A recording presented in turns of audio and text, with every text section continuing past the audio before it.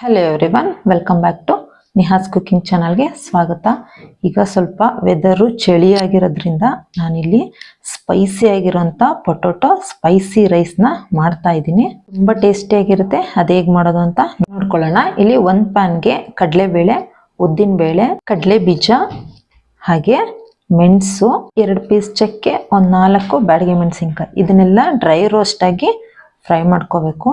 ಇದು ಈಗ ಫ್ರೈ ಆಗಿದೆ. ಸೊ ಇದನ್ನ ಒಂದು ಪ್ಲೇಟಿಗೆ ಒಣಗಾಗ್ಲಿಕ್ಕೆ ಬಿಟ್ಟು ಇಲ್ಲಿ ಒಂದು ಬ್ಲೆಂಡರ್ ಜಾರಿಗೆ ಎಲ್ಲಾನು ಹಾಕೊಂಡು ಇದನ್ನ ಪುಡಿ ಮಾಡ್ಕೊಂಬರೋಣ ತರಿಯಾಗಿ.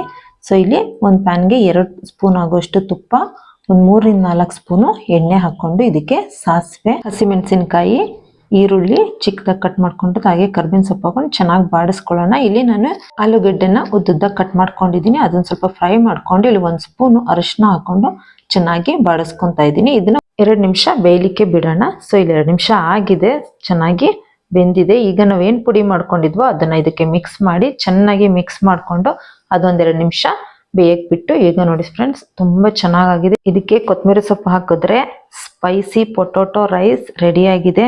ಸೊ ಒಂದ್ಸಲ ಟ್ರೈ ಮಾಡಿ ಹೇಗಿತ್ತು ಅಂತ ನಂಗೊಂದು ಕಮೆಂಟ್ ಮಾಡಿ ತಿಳಿಸಿ. ಬಟ್ ತುಂಬಾ ಚೆನ್ನಾಗಿರುತ್ತೆ ಈ ಚಳಿಗೆ. ಸೊ ಪ್ಲೀಸ್ ನನ್ನ ಚಾನಲ್ನ ಸಬ್ಸ್ಕ್ರೈಬ್ ಮಾಡ್ಕೊಳ್ಳಿ, ಲೈಕ್ ಮಾಡಿ, ಹಾಗೆ ನಿಮ್ಮ ಫ್ರೆಂಡ್ಸಿಗೆ ಶೇರ್ ಮಾಡೋದನ್ನ ಮರಿಬೇಡಿ. ಮತ್ತೊಂದು ವಿಡಿಯೋದೊಂದಿಗೆ ಭೇಟಿ ಆಗ್ತೀನಿ. Thank you for watching.